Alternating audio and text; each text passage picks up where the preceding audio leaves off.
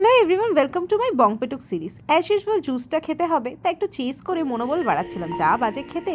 এইদিকে বরকে পাঠিয়েছিলাম, বৃষ্টি হচ্ছে দেখতে পাচ্ছ, ডালপুরি খাবো বলে। যেহেতু সানডে, আর সানডে মানেই সব বাড়িতে একটু লেজি ডে হয়, আমার তো তাই হয়। সঙ্গে ডিম সিদ্ধ নিয়ে নিয়েছিলাম, আর ব্রেকফাস্টটা দুজনেই এনজয় করলাম। আর এদিকে তো বৃষ্টি পড়ছেই। এরপরে চলো সোজাসুজি কিচেনে যাওয়া যাক। বানাবো আজ কচুর শাক। তো ছোলাটাকে ওভারনাইট ভিজিয়ে রেখেছিলাম, সেটাকে সিদ্ধ বসিয়ে দিলাম কচুর শাকের সঙ্গে। আর এখানে ইলিশ মাছ আর তোমার মাথাটাকে, ইলিশ মাছের মাথাটাকে নুন হলুদ মাখিয়ে নিই। এখানে জিরে আর কাঁচা লঙ্কাকে বেটে নেব। এরপরে কড়াইতে সর্ষের তেল গরম করে প্রথমে ইলিশ মাছের মাথাগুলোকে ভেজে নিলাম। এরপরে ওই তেলের মধ্যেই সাদা জিরে আর শুকনো লঙ্কা ফোড়নে দিলাম।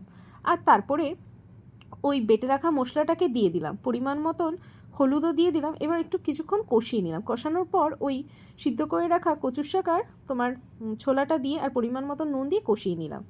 এরপরে তোমার কষানোর পরে এই দিকে চলো ভাপা বানাবো। তো এখানে পোস্ত, সাদা সর্ষে, কালো সর্ষে, পরিমাণ মতন কাঁচা লঙ্কা আর দই দিয়ে বেটে নেবো। আর এখানে দেখো মিষ্টি আর মাথাটাও ভেঙে দিয়ে দিলাম।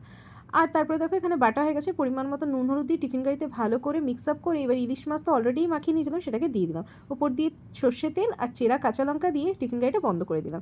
এইদিকে কচুর শাক তো হতে একটু টাইম লাগে।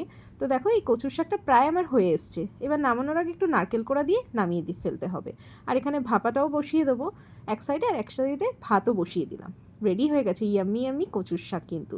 আচ্ছা, কারা কারা ভালোবাসো এই ইলিশ মাছের মাথা দিয়ে কচুর শাক অবশ্যই কমেন্টে জানিও। এইদিকে লাঞ্চ টাইম হয়ে গেল, বরকে গুছিয়ে খেতে দিয়ে দিলাম। আর আমার বরের তো আবার ইলিশ মাছ ভাপা ভীষণ ফেভারিট, আর কচুর শাকও। তাই জমিয়ে খাচ্ছেও। আর আমার তো ইলিশ মাছটাই ফেভারিট, যা কিছু ভাজা দাও, বেগুন দিয়ে ঝোল দাও, সবটাই। তো আজকে সানডে লাঞ্চটা কেমন লাগলো অবশ্যই কমেন্টে জানাও। ভালো লাগলে লাইক শেয়ার সাবস্ক্রাইব করে পাশে থেকো।